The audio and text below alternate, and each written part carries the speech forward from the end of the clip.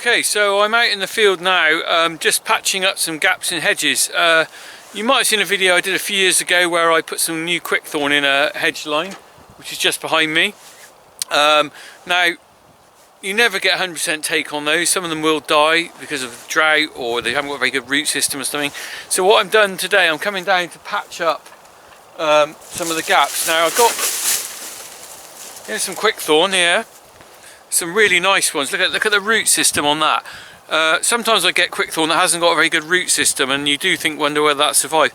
These are bigger plants than I normally put in, but the root system, look at that, it's cracking. If you like your root system, that is.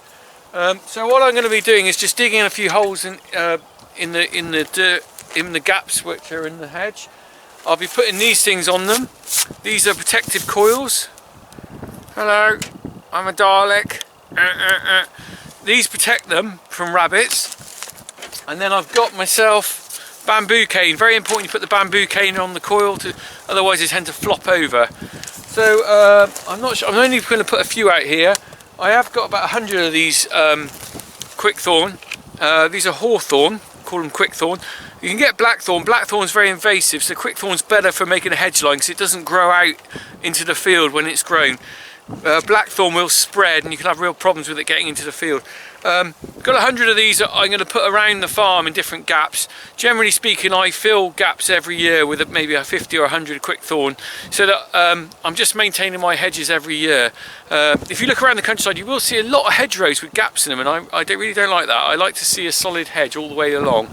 But it is a lot of work and expense, and I find it's better to just do a few every year, and then you haven't got to hit it all in one go. So let's just go to it. I've just got to clear a bit of bramble, and then I'm just going to put a few of these in, and then we might go and see some that I planted a few years ago.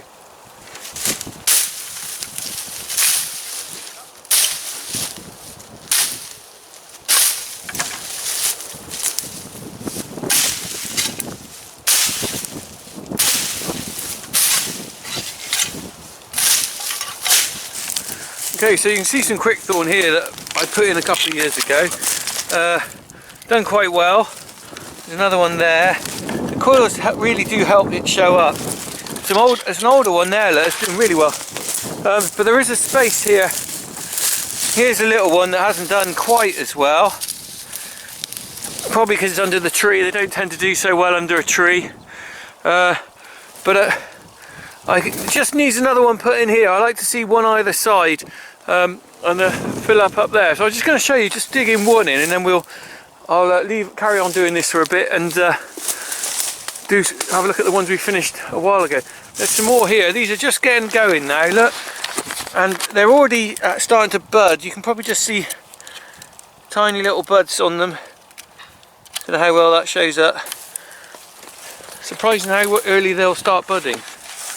Right, so let me just dig a hole, and if I remember rightly, it's quite rocky here because farmers tend to chuck rocks into the hedgerow out of the field.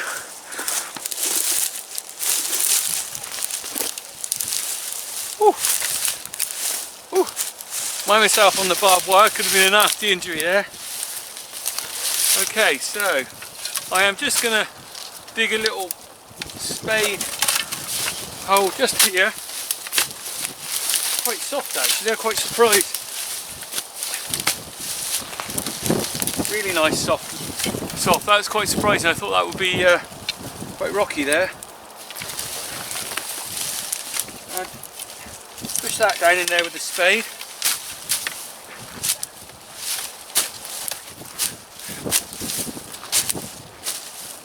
Whack that in.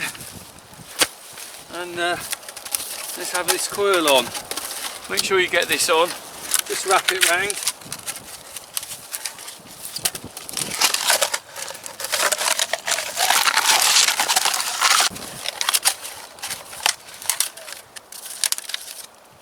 And then just bamboo cane in the top.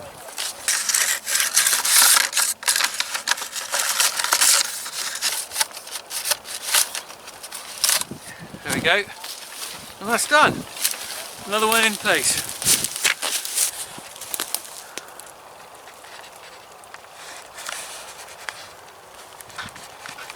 Right, I've just got these left to do. I haven't got many bamboo canes, so I'm not going to do that many. But But we'll have a little look further down the field where I did some probably 10 years ago and see how well they're doing.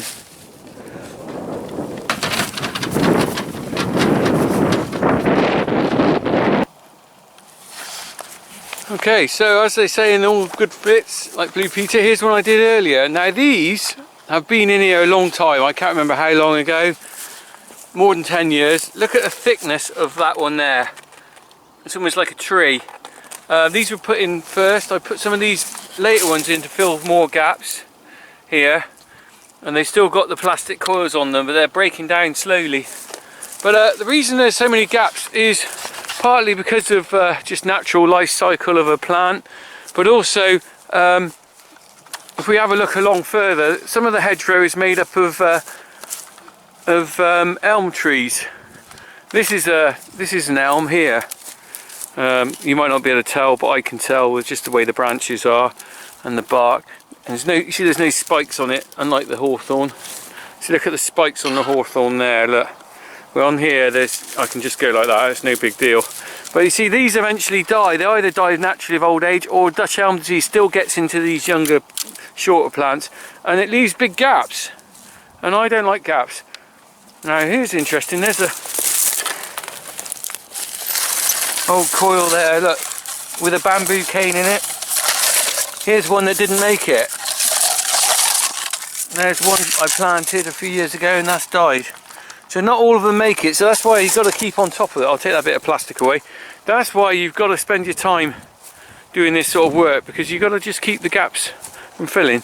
Anyway, I'll take this back up. This is a good old trusty shovel. I'll just show you this before I finish. I know you can read that. Elwell, very old make, made in England. A lovely quality old spade that. Probably, that's got to be older than me, so it's probably 50 or 60 years old. Anyway. So a little job, another job, as I show you jobs that no one recognises on the farm, people do.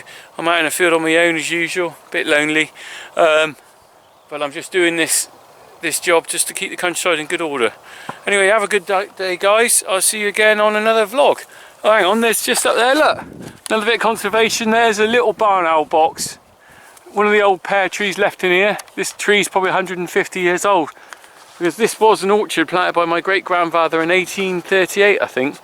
And there's only three trees left, one up the top there, one on its side there, and this old pear. But you can see there, Hawk and Owl Trust.